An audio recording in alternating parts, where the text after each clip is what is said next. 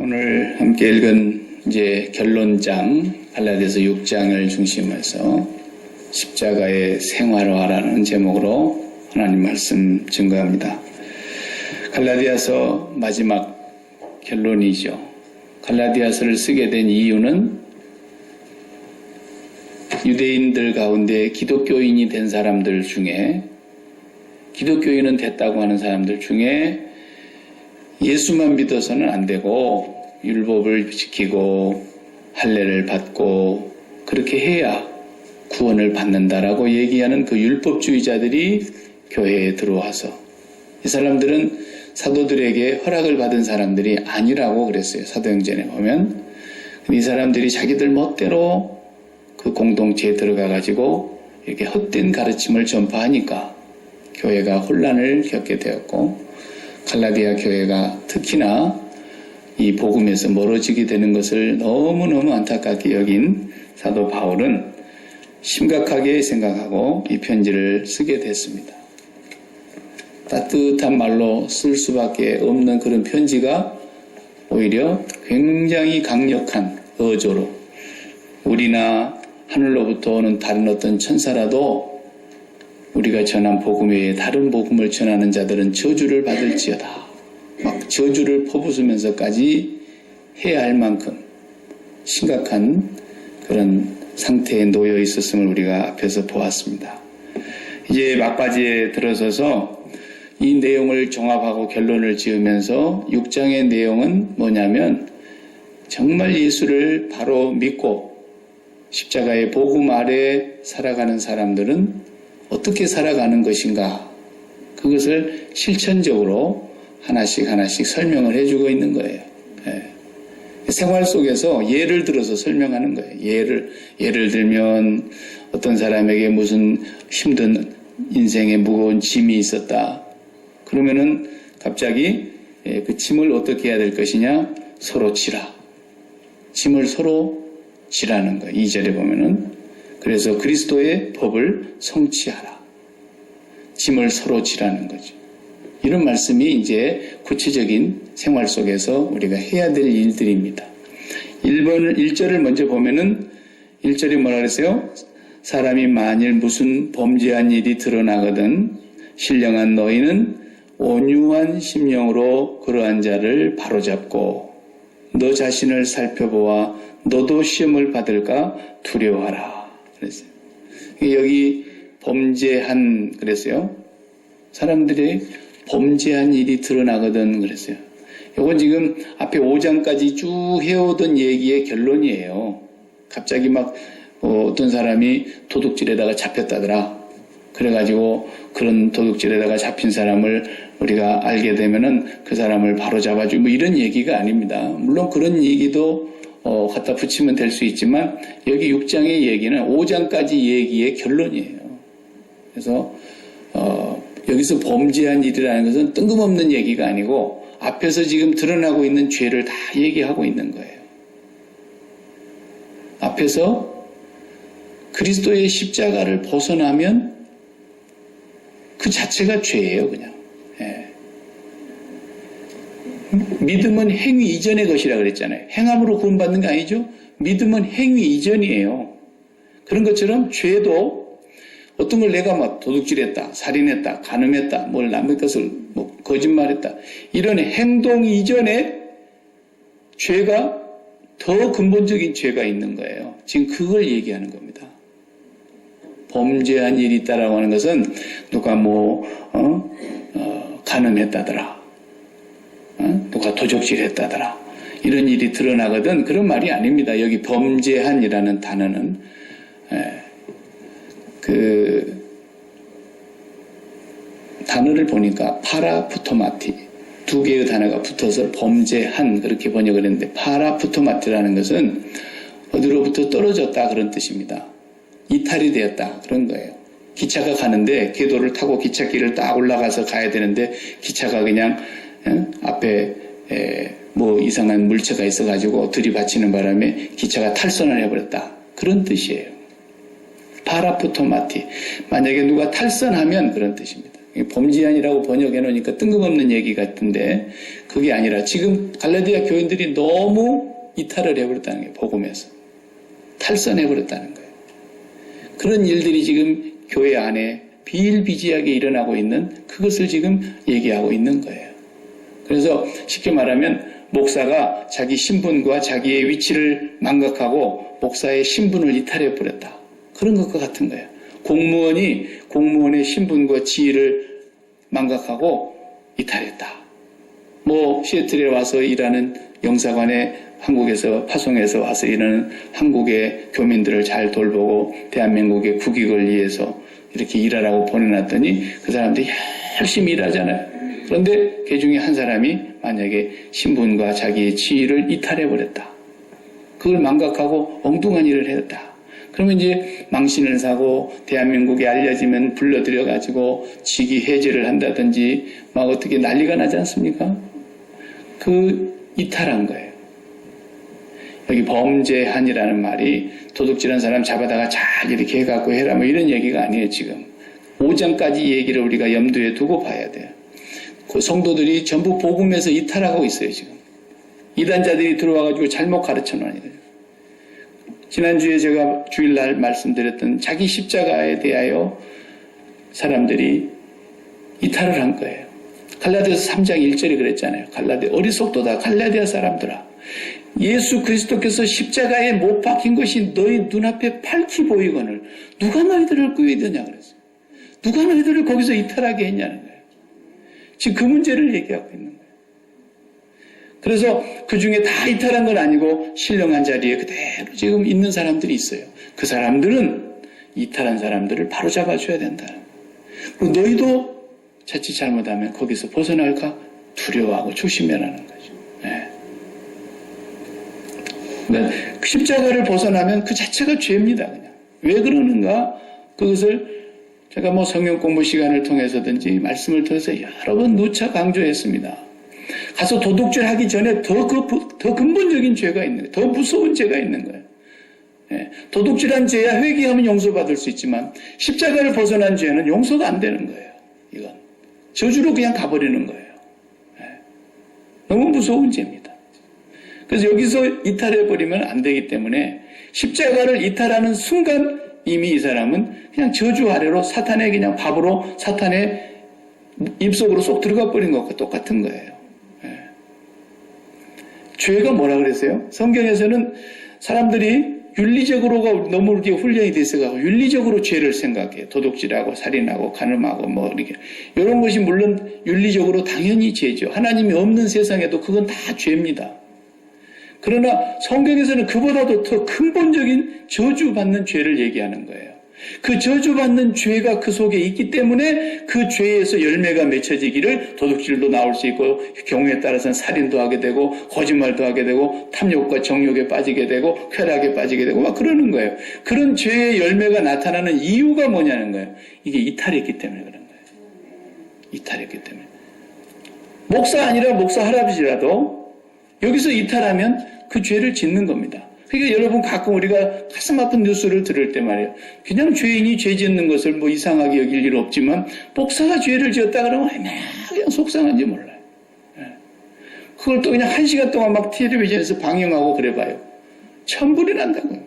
근데 그 사람이 나빠서 그러냐? 아니에요. 그 사람이 예수 그리스도께서 십자가에 못 박힌 것이 밝히 눈에 안 보여서 그런 거예요. 거기서 이탈하고 나니까 그런 거예요. 그러고 나니까 목사라도 간음죄를 짓는 사람이 나오고 목사라도 도적질하는 사람이 나오고 목사라도 헌금을 횡령해가지고 자기 자식들한테 못 어떻게 썼다 그러고 이런 얘기가 나오는 거예요. 예. 그러니까 십자가에서 이탈하는 것이 왜 죄인가를 로마서 14장 23절에 보면 뭐가 죄라 그랬어요? 믿음으로 행하지 않는 모든 것이 죄인이라 그랬어요. 믿음으로 쫓아 행하지 않는 모든 것이 죄다. 이게 가장 죄를 정확하게 설명하고 있는 사도 바울의 설명이에요. 로마서 14장 23절에 그렇게 얘기했어요. 믿음이 뭡니까? 믿음은 제가 또 설명했잖아요. 심장을 하나님께 드리는 거예요.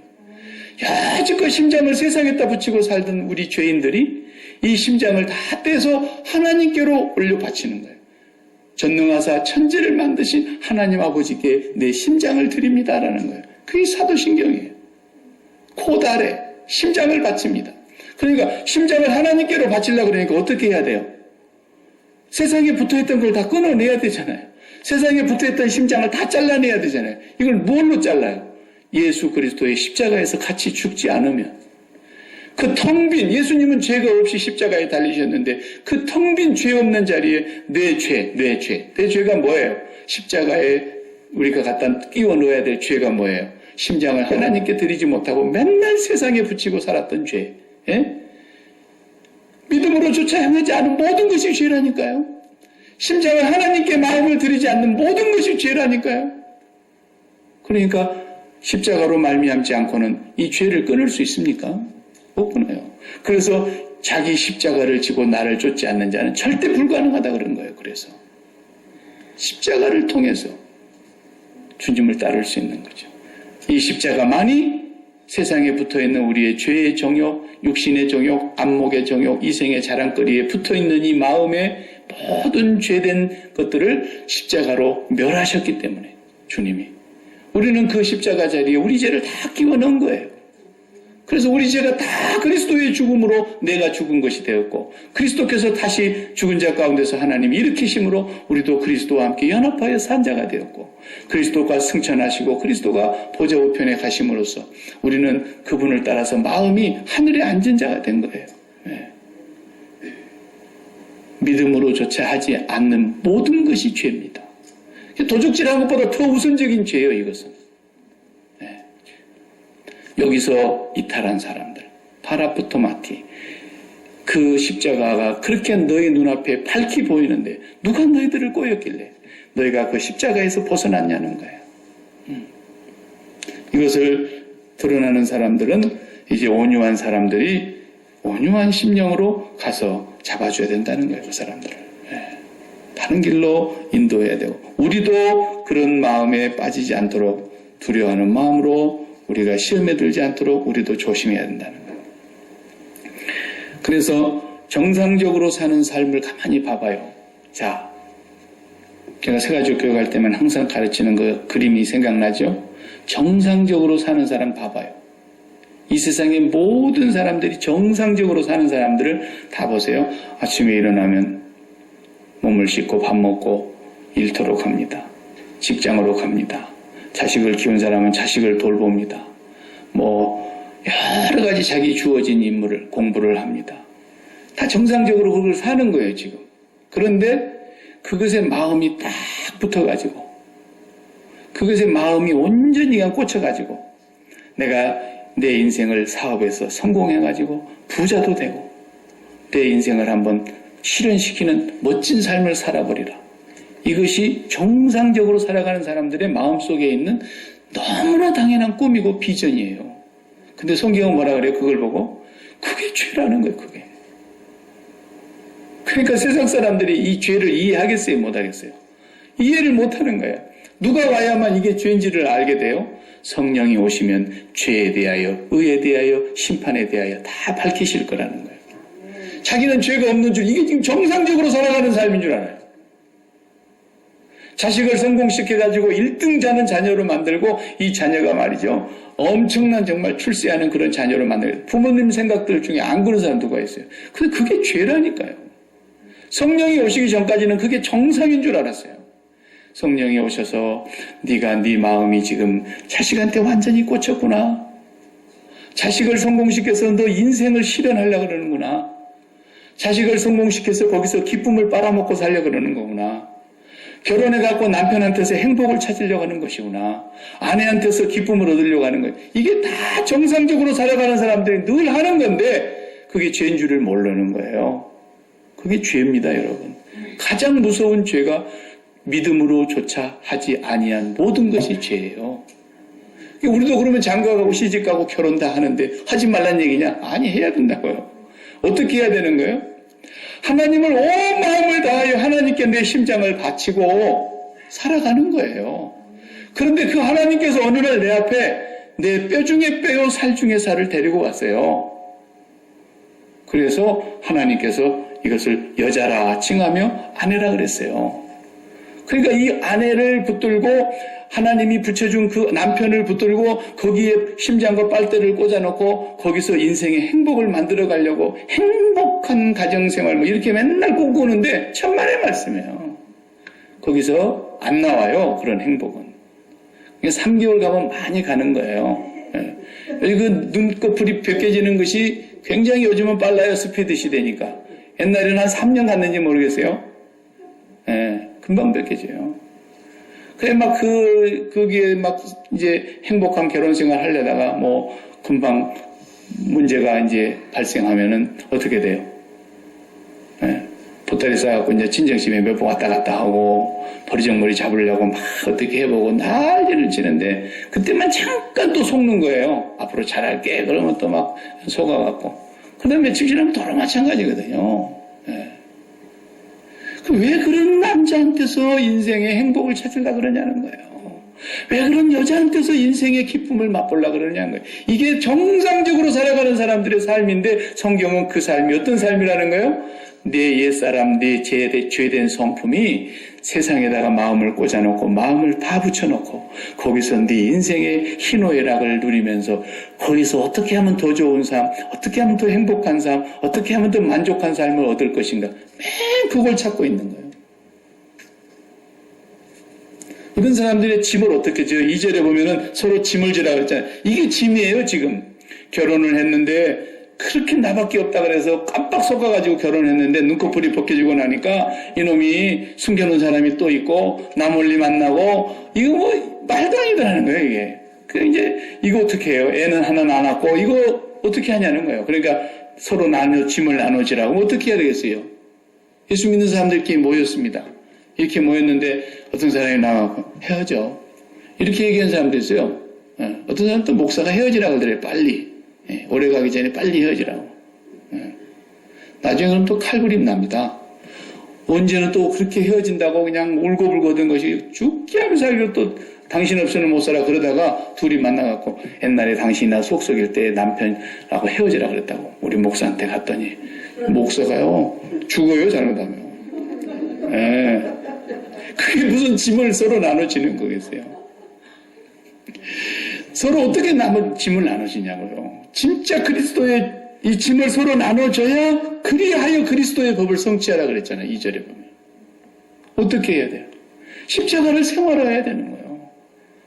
딱 오면은 십자가를 올라타고 있는 사람은 이제 신령한 사람인 거예요. 이 사람이. 자기가 신령해서 신령한 게 아니라 예수 그리스도 때문에 이제 신령한 자리에 들어서게 되는 거예요. 십자가에 올라탄 사람이에요. 그럼 그 사람이 그 사람을 붙들고 김 집사, 이 집사, 박 집사, 최 집사 막 싹 다 모였어. 그게 모여가지고 근데 이 집사가 거기서 남편 때문에 죽었다는 거예요. 그러니까 또 김 집사가 하는 말이 헤어질 수는 없고 그래도 새끼 보고 살아야지 어떡하냐고. 자식 때문에 살아야지. 그 짐이 그렇게 벗어집니까? 남편이 그렇게 속썩이면요 자식도 왼수 같아요. 그 짐이 해결이 안 됩니다. 거기서 한 사람이 똑바른 사람이 있어야 되는 거예요. 그래서 최 집사가 이제 딱 그러는 거예요. 이봐, 이 집사. 나도 옛날에는 그런 때가 있었는데, 예수 믿는 것이 내가 헛믿었더라.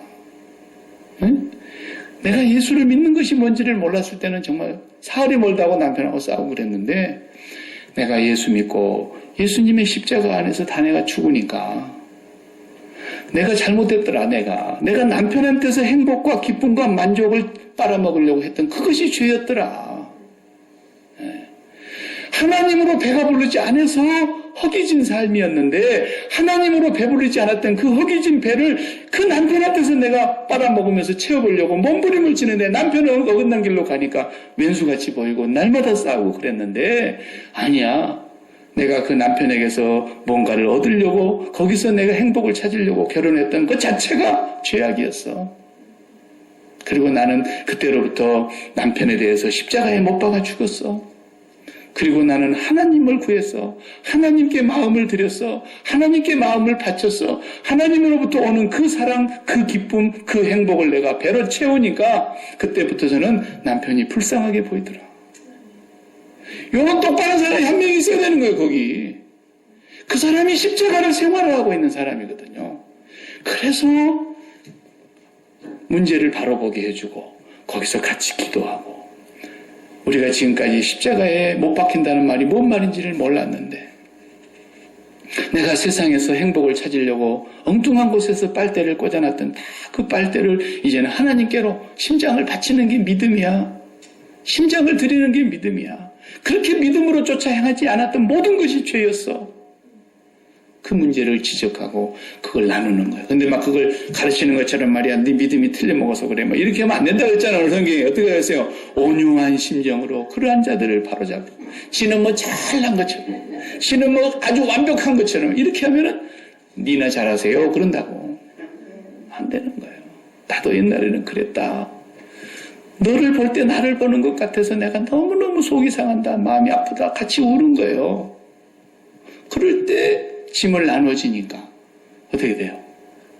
짐이 해결됐잖아요. 그냥 그리스도의 법이 성취됐잖아요.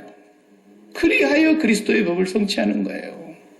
돈 문제로 그냥 죽겠다고 그냥 사느니 못 사느니 막 그렇게 하고 자식 하나 때문에 그냥 죽게 하고 뭐 자식이 아니라 왼수라 그러고 온갖 세상의 문제가 얼마나 많습니까?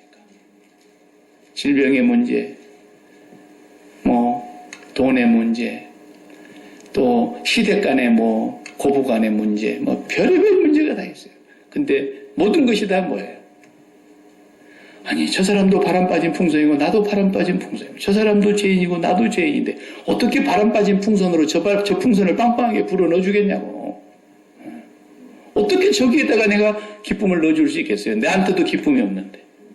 저 위로부터 오는 빼앗길 수 없는 그 기쁨만이, 저 위로부터 오는 그 빼앗길 수 없는 평안만이 내가 다른 사람을 평안하게 해줄 수 있고 기쁘게 해줄 수 있다는 것을 주님은 아시기 때문에 내가 그 평안을 너희에게 주러 왔다.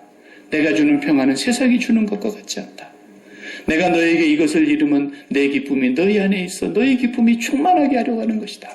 계속해서 하늘 기쁨, 하늘 바람 그걸 우리에게 빵빵하게 넣어줘야 그 바람이 저희 흘러갈 거, 부을 거 아닙니까? 이게 집안에 이런 사람 한 명만 있어도 그 집안이 살고요. 네. 교회에 그런 사람이 이제 많아져야 되는 거예요. 그런 거 하라고 권사님들 세워놓는 거예요. 권사가 뭐 하는 겁니까? 환난 당한 사람, 시험 당한 사람, 낙심한 사람 가서 일으켜 세우고 격려하고 붙들고 그렇게 하라고 권사 세우는 거 아닙니까? 네. 그러니까 내가 하늘 바람 받아야죠. 성령의 바람이 내한테 빵빵하게 늘 충만해야죠. 기도해야죠. 말씀이 충만해야죠. 네. 그리고 보면은 아직도 그리스도의 십자가가 눈앞에 안 보이는 사람들. 그래서 그 십자가를 붙들지를 못하고 날마다 이탈돼 가지고 있는 사람들. 그 이탈된 자리가 바로 믿음을 떠난 자리거든요. 믿음으로 쫓아 하지 않았기 때문에 그런 거예요. 이런 것을 잘 감당하라고 권사 세운 겁니다. 예. 권하는 대로 사용하지 말고 다 받아 잡수라고 그렇게 해서 세우는 게 권사가 아닙니다. 권사는 그거 하라는 거예요. 잘 와서 권면해서 정말 옛날에도 나는 그랬어. 나도 젊었을 때는 안 살려고 몇 번 일 난리치고 그랬는데 그런데 이렇게 서로 침을 나누지라. 이게 지금 전부 한 절 한 절이 다 그러는 거예요. 한 절 한 절이 다. 7절 8절 한번 읽어보겠습니다. 스스로 속이지 말라. 하나님은 업신여김을 받지 아니하시나니 사람이 무엇으로 심든지 그대로 거두리라. 자기 육체를 위하여 심는 자는 육체로부터 썩어질 것을 거두고 성령을 위하여 심는 자는 성령으로부터 영생을 거두리라. 아멘. 이것도 보세요. 딱 두 가지로 심는 것이 나오지 않습니까? 두 종류의 사람이 있다는 거예요. 성경은. 세 종류가 아니에요. 두 종류가 있어요. 육체를 위하여 심는 자의 삶이 있고 한평생을 살면서 성령을 위하여 심는 자의 삶이 있어요. 이 두 가지 삶이 어떻게 그렇게 이루어지는가? 그것도 성경의 원리를 보면 로마서 8장에서 그런 말씀을 하고 계시죠. 성경의 세계관은 공중의 세계가 하나 있고 그 위에 하늘이 있고 그 밑에 땅의 세계가 있어요. 이게 세계가 겹쳐 있는 거예요. 이렇게 나눠져 있는 게 아니라 그냥 딱 겹쳐 있어요. 네. 그래서 공중의 세계는 어디를 말하는 거예요? 우리 마음의 세계를 얘기하는 거예요. 그래서 마귀를 보고 언제나 공중권세 잡은 자라 그러잖아요. 이게 우리의 마음을 공격하는 것은 마귀가 계속 공격하는 거예요. 마음의 영역은 공중권세 잡은 자의 영역 아래에 있는 거예요. 그리고 그 위에 하늘의 세계는 뭐예요? 하나님, 성삼위 하나님이 계시고 천군 천사들이 있는 정말 아버지의 나라가 있는 거예요. 그 세계가 있어요. 그리고 땅의 세계, 그건 뭐예요? 우리가 육체로 이 세상에서 살아가고 있는 세계. 몸이 있기 때문에 관계를 맺고 있는 세계를 말하는 거예요. 그래서 몸이 있기 때문에 입어야 되고, 먹어야 되고, 마셔야 되고, 가져야 되고, 더 올라가야 되고, 더 커져야 되고, 더 많아져야 되고, 이런 세계가 땅의 세계인 거예요. 그런데 공중에 있는 이 마음의 영역의 세계가 어디로 붙느냐를 말하는 거예요. 위로 붙었냐, 땅의 세계로 몸으로 붙었냐. 그래서 두 종류가 살게 있는 거예요. 육체를 위하여 심는 자는 이 마음의 영역이 몸에 붙어버린 거예요. 성령을 위해 심는 사람의 삶은 이 마음의 영역이 하나님께로 붙은 거예요. 그래서 두 종류의 삶이 있다니까요. 그래서 이 몸으로 세계에 마음이 붙으면 어떻게 돼요? 몸이 있기 때문에 있는 것만 갖고 만족이 안 되잖아요. 그래서 우리가 한 벌 갖고 삽니까? 집에 가면 아유 내가 이삿짐 싸면서 세상에 내가 회개했습니다. 그리고 주님 잘못했습니다.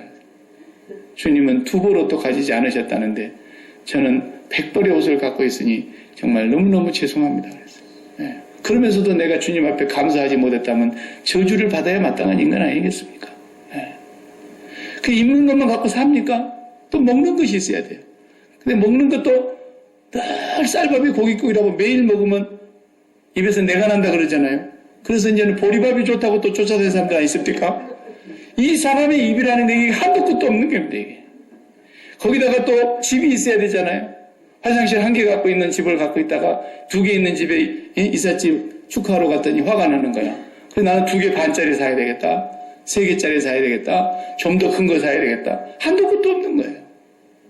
이게 마음이 몸이라고 하는 이 땅의 세계에 붙어버리면 우리가 옛날에 죽어 있었을 때 그렇게 살았다 했지. 눈에 보이는 대로 쫓아했고 마음이 원하는 대로 행하여 본질상 진노의 자녀이었더니 에베소서 2장 1절에 그랬잖아요. 그래서 계속 그쪽으로 심으면서 살아가는 사람 썩어질 것을 거두고 영원히 멸망으로 가는 거죠. 이런 사람들은 뭐예요? 아무것도 아니다. 그래서 오늘 성경에 보면 아무것도 아니라는 거예요. 3절의 말씀이 그 말씀이에요. 만일 누가 아무것도 되지 못하고 된 줄로 생각하면 스스로 속이고 있는 거예요. 그렇게 땅의 삶을 완전히 마음을 거기다가 꽂아놓고 대통령이 돼도 뭐예요? 아무것도 아니에요. 아베가 뭐예요? 일본 수상이죠? 아무것도 아니에요.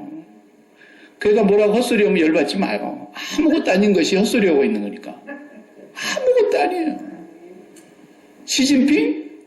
저 중국의 18억의 인구를 이끌고 가는 공산당 1인 독재 체제를 지금 구축하고 있는 저 시진핑. 저거 보통 무서운 사람이 아닙니다. 싱긋 웃으면서 나오지 성질내면서 얼굴 나온 거 한 번도 안 보여요. 지금 트럼프를 어떻게 죽일까 그 연구만 하고 있는 거예요. 그 사람은. 어떻게 하면 미국이 무너뜨리고 우리가 세계의 중심에서는 중국이 될까? 지금 그것이 자기들의 정치의 이념이에요. 네. 아무것도 아니에요. 푸틴 그 후에 러시아 대통령 아무것도 아니에요. 미안하지만 중국에서 지금 세계 최고의 부자가 알리바마 마윈이라고 하는 알리바마 회사 CEO 아닙니까? 이 사람이 지금 아마존을 넘어가려고 지금 공격해오고 있는 사람입니다. 그런데 아무것도 아니에요. 그런 겁니다. 누가 아무 것입니까? 그러면 세상의 모든 것이 배설물로 보이고 왕 앞에 가서도 왕이여 내가 묶인 것 빼놓고는 당신이 나를 닮기를 원합니다. 이렇게 말하는 바울이 진짜 아무 것이에요. 아무 것이에요. 네? 그건 정말 위대한 겁니다. 아무 것이에요. 세상에 아무리 돈을 많이 갖고 있는들 하나님과 연결되지 아니하였으면 아무것도 아니에요. 여러분 그렇게 보이면 여러분의 신앙의 수준이 굉장히 올라간 겁니다. 지금. 그게 아무것도 아닌 걸로 보이면 굉장히 올라간 거예요. 신앙의 고수로 지금 향해 가고 있는 거예요. 그것이 부러우면 아직 멀었어요. 목사도 마찬가지예요. 수백, 수천, 수만의 큰 교회 담임 목사가 되는 것이 부러우면 아직 멀었어요. 그냥 3명을 데리고 있어도 행복할 수 있다면 그 사람 진짜 목사입니다. 근데 나는 아직까지 그런 사람을 만나지는 못했어요. 나는 언제 교인이 이게 3명을 벗어나서 30명이 되고 300명이 될까? 근심하고 걱정하고 애 같아요. 행복이 없어요. 그래서 교인이 커져야 배가 부를 사람이 이 사람은. 그럼 목사 되기 이미 틀린 거죠? 틀린 거예요. 3명이 있어도 이 목사는 3명 때문에 배가 부르고 안 부르고가 아니고 하나님으로 배가 불러서 하나님으로 너무 기쁘고 행복해서 나에게 이 3사람을 맡겨주신 것에 대해다가 한 사람을 천하보다도 더 소중히 여기면서 한 마리 양이라도 천하보다도 더 소중히 여기면서 그 목회하는 행복을 거기서 찾는 사람. 진짜 이 고수요, 고수. 나는 아직까지 그런 목사를 못 봤수다. 네.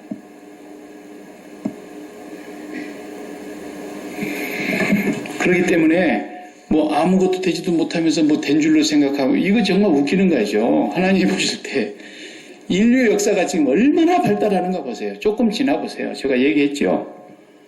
한국을 가는데 지금 10시간 걸립니다. 9시간 반, 올 때는 10시간 반. 근데 너무 깜짝을 새에 갔다 와요. 비행기가 앞으로. 네. 그래서 정말 지구가 일일 생활권에 들어가요. 아침에 출근하면서 내가 프랑스 들러가지고 얘기하고, 그 다음에 저기 남아공에 가서 일 좀 보고, 그 다음에 저쪽 브라질 들렀다가 저녁에 우리 저녁 같이 먹자. 이게 현실이 된다니까요. 그렇게 인류 문명이 발전해 갑니다. 그 찬란한 문명이라 할지라도 하나님을 등지고 있는 건 뭐예요? 바벨탑이에요. 계시록 20장에 나오지 않습니까? 온 열방이 다 그 성이 무너지는 걸 보고, 바벨의 성이 무너지는 걸 보고 울부짖더라 그랬잖아요. 화로다, 화로다. 온 지구가 울부짖는 거예요. 하나님과 등 돌리고 있는 인류 역사는 아무것도 안 해요. 진시황이 무슨 무덤을 크게 해놔가지고 나중에 발견됐다고 그거 보러 가고 뭐 굉장히 돈 들여서 중국 쫓아가고 그러는데 가서 보기는 보세요만은 나는 돈이 아까워서 안 갑니다. 예. 가서 바본들 뭐겠어요? 죽음을 이리 피하려다가 결국은 죽음의 돌부리에 탁 걸려 자빠져갖고 죽은 사람의 모습이 그 모습입니다. 동남, 선남, 선녀들 3,000명을 모아가지고 우리나라 저 제주도까지 가서 불로초를 구해오라고 온 세상으로 보냈는데 죽기 싫어서 지하의 세계에 들어가서도 왕이 되고 싶어서 거기다가 그렇게 지상의 그 신하들을 그대로 다 생매장을 하고 그대로 모형을 만들고 그랬잖아요. 죽기 싫어서. 그게 뭐예요? 아무것도 아니에요. 가서 보시거들랑 그러세요. 참 아무것도 아니네. 이러고 오시라고. 아무것도 아니에요. 하나님과 끊어지면 이 모든 것이 아무것도 아닙니다. 정말 십자가를 벗어나면 이 세상에 붙어있는 그것을 끊어낼 수 있는 것은 십자가의 능력밖에 없기 때문에 나의 평생 자랑은 뭐라 그랬어요? 주의 십자가로다. 평생 자랑이에요.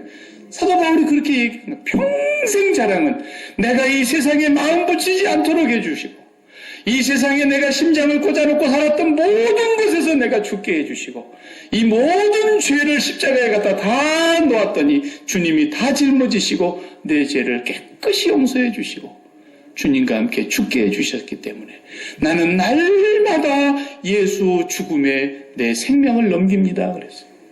왜? 그 예수 생명이 내 안에서 능력으로 역사하시기 위해서 나는 날마다 예수 죽음에 내 몸을 맡깁니다. 그랬어요. 그래서 날마다 죽노라 그랬고요.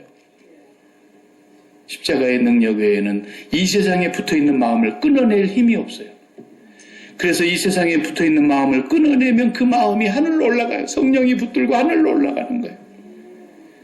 그래서 이 사람은 이제 성령으로부터 성령을 위해서 심기 때문에 영생을 거두리라 그랬죠. 십자가 생활하라고 하는 얘기가 지금 6장에 계속해서 나오는 겁니다.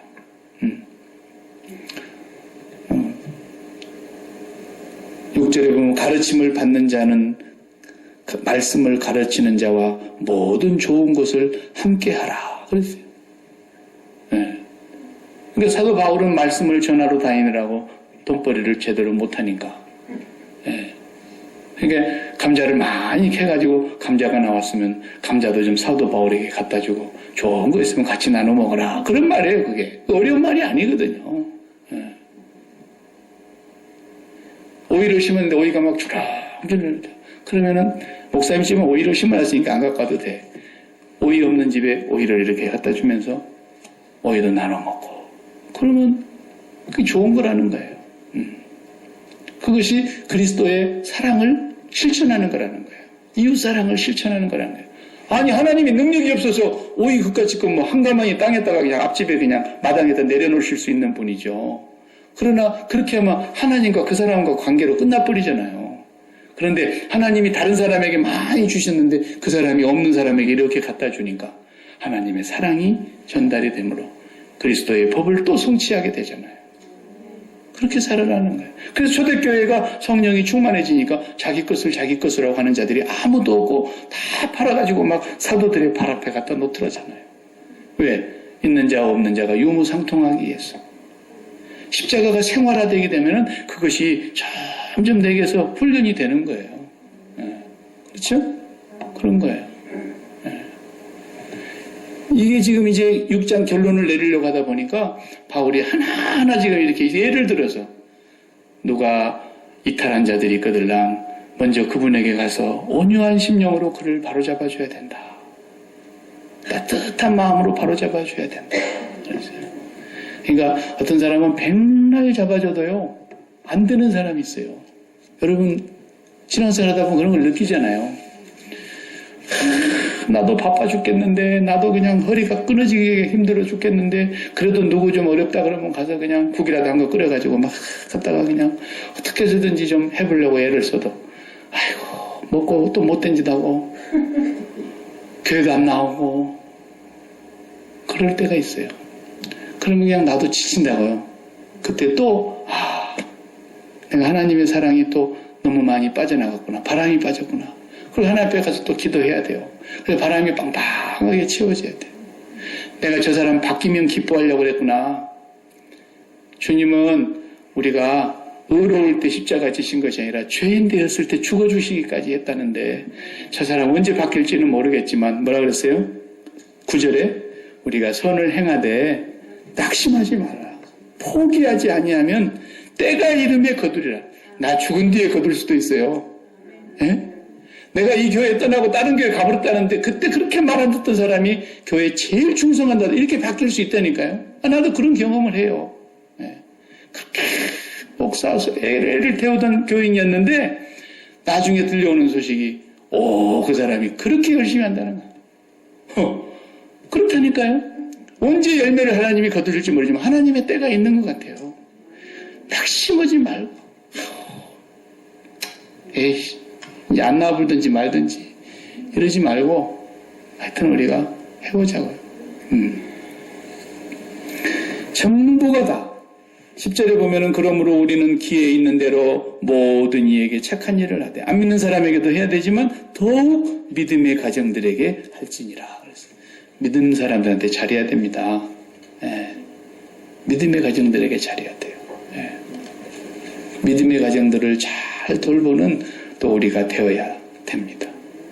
오늘 간단히 설명을 하지만 정말 사도 바울은 복음 하나를 가지고 우리의 모든 삶이 다 생활화될 수 있다는 거예요. 그래서 이제 모이면 여러분들이 모이면 십자가를 올라탄 사람들이 모임을 가져야 돼요.